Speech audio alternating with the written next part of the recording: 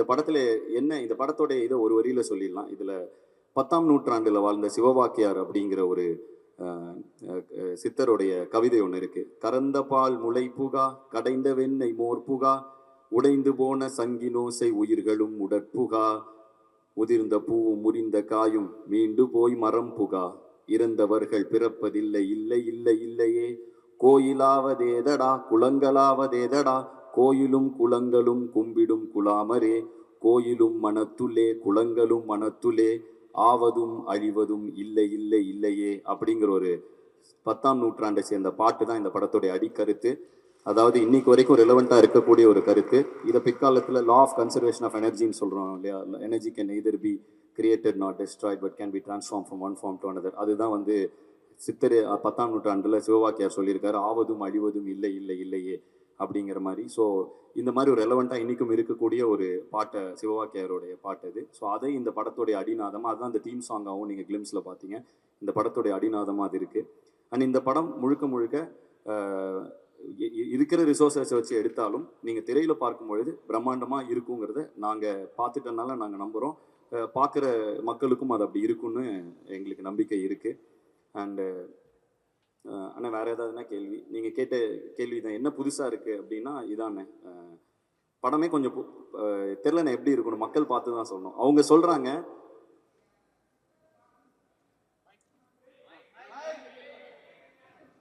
ஆமாண்ணே,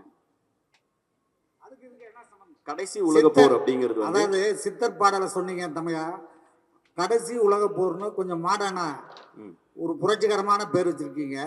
அதுக்கு இதுக்கு என்ன சம்பந்தம்? அந்த படத்துல என்ன புரட்சி பண்ணிருக்கீங்க, அந்த விஷயத்தை சொல்லுங்க. இல்லை, நான் கடைசி உலக போர் அப்படின்னா என்னன்னா, முதலாவது உலக போர், 2ஆம் உலக போர், 3ஆவது ஒரு உலக போர் நடந்துச்சுன்னா, இன்னைக்கு இருக்கிற டெக்னாலஜியில் நடந்துச்சுன்னா அதுதான் அந்த உலகத்துடைய கடைசி போராக இருக்கும். ஏன்னா அதுக்கப்புறம் இந்த உலகமே இருக்காதுங்கிற தான் ஒரு நிதர்சனமான உண்மை.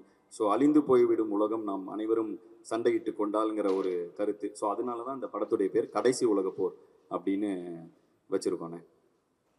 ரொம்ப நன்றி. ஏன்னா ஹாலிவுட் ஸ்டைலில் பேர் இருக்க, அதனால எப்படி இருக்குன்னு கேட்டேன். இதுதானே இது, அதுக்கான பெயர் காரணம் இதுதான். அண்ட் இந்த படத்தில் பாடின சிங்கர்ஸ் எல்லாரும் வந்திருக்காங்க, அவங்களும் மேடை கலைக்கிறேன், எல்லாரும் சேர்ந்து ஒரு படம் எடுத்துக்கலாம். மேடை வந்திருக்கிற சிங்கர்ஸ் எல்லாரும் ப்ளீஸ். சின்ன பொண்ணக்கா, கரிஷ்மா, மீனாட்சி இளையராஜா, கௌஷிக் கிருஷ், ராஜன் செல்லையா, ராகு. அண்ட் இந்த படத்தில் என்னோட சேர்ந்து பாடல்கள் எழுதின விக்னேஷ் ஸ்ரீகாந்த் அவர்கள். விக்னேஷ் வந்து எனக்கு தெரிஞ்சு நான் தான் ஃபஸ்ட்டு படம் வந்து போன படம் பண்ணார், வீரனில் ஒரு பாட்டு எழுதினார்.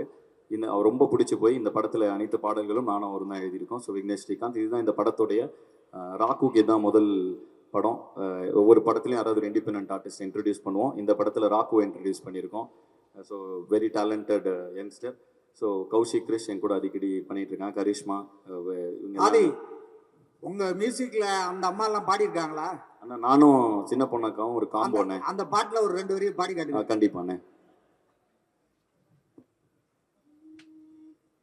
கண்ண மூடி நிக்க சொன்னா நிக்கணுமா, இல்ல கைய கட்டி நிக்க சொன்னா நிக்கணுமா, காலத்துக்கு ஏத்தபடி மாறணுமா, இல்ல வேட்டையாடு வேங்க இன்னும் ஓடணுமா, ஆல ஆல அடக்குற ஆல உடைக்கிறபடி நாங்க விளையாட, மேலே மேலே பறக்கணும் மேலே கழுகா மாறுவோம் மலை மேலே.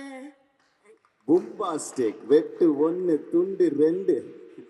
Thank you guys. அக்கா கூட தொடர்ந்து பண்ணுற எல்லா பாடல்களுமே எனக்கு இட்ட அமைஞ்சிருக்கு. வேங்கமவன் ஃபர்ஸ்ட் பாட்டாகட்டும், இப்போ இதாகட்டும். பாதகம் செய்பவரை கண்டால் நாம் பயங்கொள்ளலாகாது பாப்பா, மோதி மிதித்து விடு பாப்பா, அவர் முகத்தில் உமிழ்ந்து விடு பாப்பா.